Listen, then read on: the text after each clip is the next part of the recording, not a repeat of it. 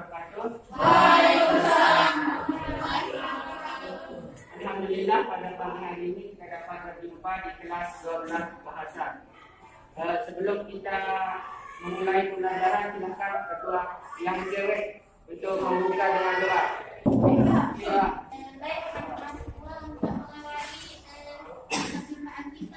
Mengawali pelajaran kita pada pagi hari ini, marilah kita sama-sama berdoa semoga apa yang kita lakukan, apa yang kita pelajari bisa dapat kita bisa dapat menerimanya dengan mudah, dan semoga kita selalu dalam keadaan sehat.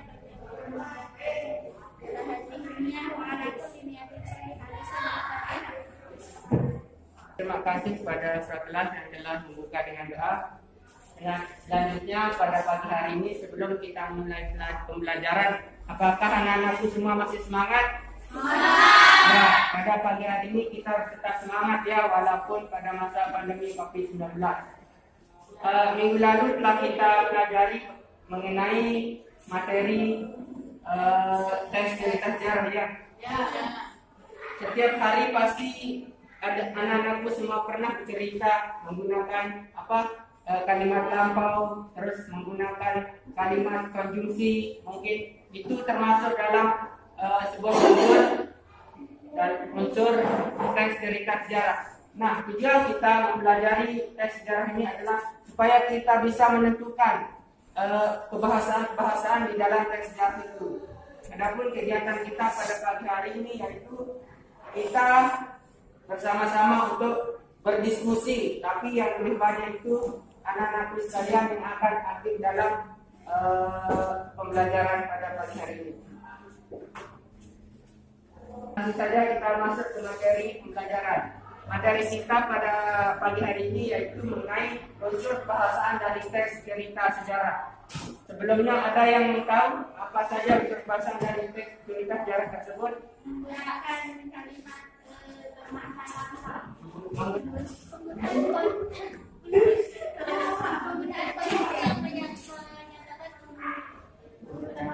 Kemudian penggunaan kata kerja material, penggunaan kalimat tidak langsung, penggunaan kata kerja mental merupakan sebuah unsur bahasaan dalam tes cerita sejarah. Minggu lalu atau minggu sebelumnya ibu gurunya pernah mengirimkan PowerPoint. Pernah dikirimkan PowerPoint? Ya, sudah pernah. Pernah saya buatkan PowerPoint untuk dikirimkan ke anak-anak sekalian. Jadi dalam kalimat dalam tes cerita unsur cerita bahasaan dalam tes cerita sejarah ini, yang pertama itu menggunakan kalimat lampau. Kalimat lampau ini biasanya ditandai dengan kata setelah, kemudian, dan kemudian. Karena merupakan tes sejarah, maka tes sejarah itu menggunakan kalimat lampau. Kemudian menggunakan apa tadi? kalimat tidak langsung. Kalimat tidak langsung itu maksudnya dalam tes sejarah itu ada perkataan dari sang tokoh yang diucapkan oleh tokoh lain. Itu yang dimaksud dengan kalimat tidak langsung ini. Nah, kemudian menggunakan kalimat atau kata kerja mental. Kata kerja mental ini artinya kata kerja yang bisa mereaksi tokoh lain terhadap tokoh yang satu itu, tanggapan terhadap tokoh yang lain. Kemudian yang lain juga menggunakan tanda petik. Biasanya tanda petik ini melambangkan sebuah percakapan dalam teks tersebut. Kemudian yang terakhir apa? Tadi kata sifat. Biasanya itu kata sifat itu contohnya ayah, keras, itu termasuk dalam kata sifat. Nah, untuk untuk memulai sebuah unsur bahasa sejarah, sekarang Pak Guru akan memberikan sebuah lembar kerja yang nantinya anak-anakku akan menjawabnya. Silakan bisa dibagi menjadi bagikan sebuah lembar kerja yang nantinya akan dijawab oleh anak-anak.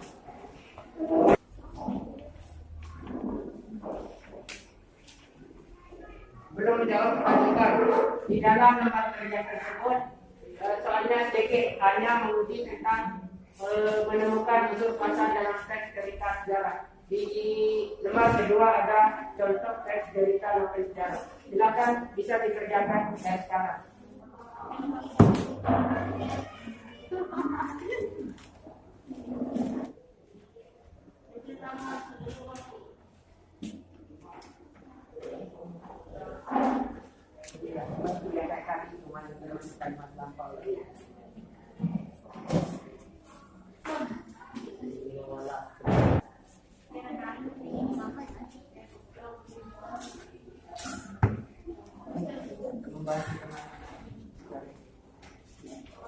Aku bacun.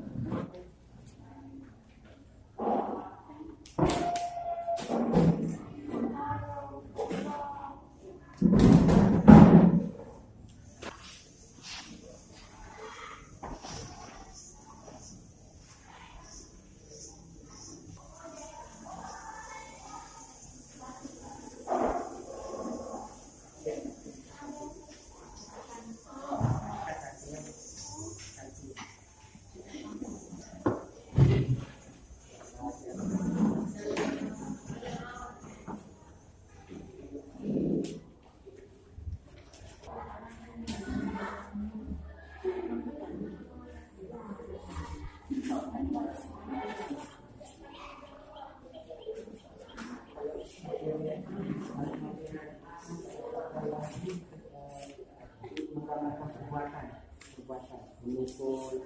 Kalau mental itu ada reaksi sang tokoh terhadap tokoh yang lain. Misalkan, saya sependapat dengan si A bahwa begini saja. Berikan komentar. Ya. Jadi caranya bisa ditulis tidak sampai 3 ya, mana yang termasuk unsur kebahasaan yang ada ditulis. Bisa sedikit mana?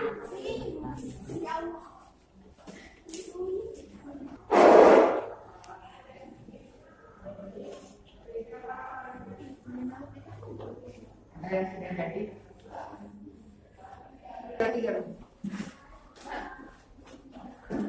Baik, apakah anak-anak sudah jadi? Baik, kalau gitu Pak Guru meminta kelompok 1 membacakan 1 jawaban dari hasil analisisnya. Satu saja yang menggunakan kalimat lampau. Coba baca apa dalam teks tersebut. Baiklah, saya mempresentasikan hasil diskusi kami dari kelompok 1 yang akan menjawab pertanyaan nomor 1 tentang kalimat bermakna lampau. Jadi di sini dalam teks ini kalimat yang bermakna lampau adalah setelah proklamasi kemerdekaan 17 Agustus 1945 Indonesia belum sepenuhnya merdeka. Jadi di sini kita bisa menandainya menjadi kalimat lampau karena penggunaan kata kalimat lampau yaitu kata setelah. Sekian dari kelompok lain. Assalamualaikum warahmatullahi wabarakatuh. Waalaikumsalam. Selanjutnya saya minta kelompok 2 untuk membacakan jawaban terkait dengan penggunaan konjungsi yang menyatakan urutan waktu. Baiklah, Assalamualaikum warahmatullahi wabarakatuh. Waalaikumsalam. Jadi di sini saya akan membacakan hasil diskusi kami dari kelompok 2 yang berkaitan tentang penggunaan konjungsi yang menyatakan urutan waktu yang terdapat pada teks ini. Jadi di sini ada sebuah kalimat yang mengatakan pada bulan Maret 1946 waktu 7 jam sekitar 200.000 penduduk mengukir sejarah dengan terbakar rumah dan harta benda mereka. Nah, cukup sampai di situ kita sudah mengetahui bahwa pada kalimat yang mengatakan pada bulan Maret 1946 dalam waktu 7 jam itu sudah menyebutkan atau menyatakan tentang sebuah urutan waktu. Sekian dari saya, Assalamualaikum. Baik, terima kasih dari kelompok 2 beri tepuk tangan. Selanjutnya kelompok 3 silakan membacakan jawabannya. Penggunaan kata kerja mental. Ayo, yang mana? Coba baca. Assalamualaikum warahmatullahi wabarakatuh. Di sini saya akan menjelaskan hasil dari diskusi kami tentang kaidah kebahasaan dalam teks cerita sejarah menggunakan penggunaan kata kerja mental. Yang kata kerja mental yang dalam cerita tersebut yaitu hari itu juga rombongan besar penduduk Bandung mengalir meninggalkan kota. Tidak. Baik, terima kasih kelompok 3. Ya. Baik, anak-anak, karena semuanya sudah menjawab dengan tepat, sekali lagi kita beri tepuk tangan. Jadi menurut penilaian saya terkait dengan kegiatan kita pada pagi hari ini, alhamdulillah cukup bagus ya, dari kerjasama sampai dengan keberanian menjawab menjawab soal yang ada di KPBK. Sebelum kita akhiri pertemuan kita pada pagi hari ini, ada yang bisa menyimpulkan? Silakan. Jadi dari pelajaran pada pagi hari ini kita dapat menunjukkan bahwa di dalam teks ini terdapat banyak sekali penggunaan kebahasaan yang dapat kita pelajari. Mulai dari kalimat bermakna lampau, penggunaan kondisi, penggunaan kata kerja material, penggunaan kalimat tidak langsung, penggunaan kata kerja mental, dialog dan juga kata sifat. Nah, dari sini kita dapat belajar mengenai berbagai makna dalam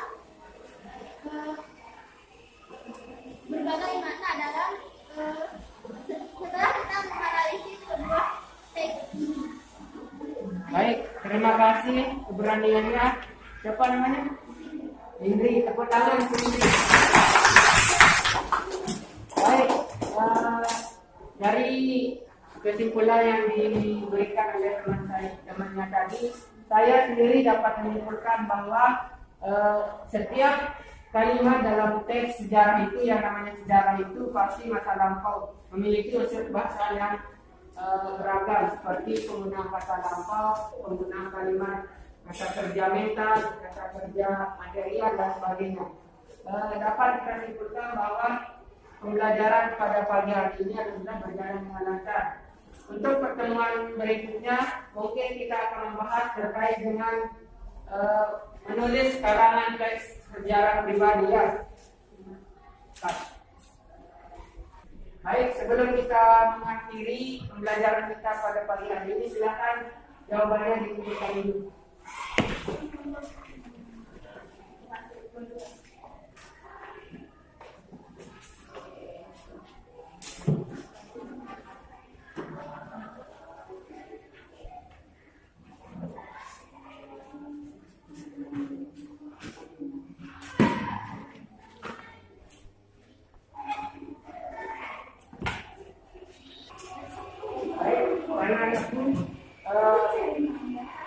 Karena yang ini merupakan kelas 12, sebentar lagi akan tamat. Saran dan motivasi dari saya, tetaplah semangat ya. Siapa tahu pada di kuliah ini melanjutkan pendidikan ini. Saya sarankan tetap semangat dalam belajar ya. Siapa tahu nanti anak-anak bisa menjadi anak yang sukses, berguna bagi orang tua.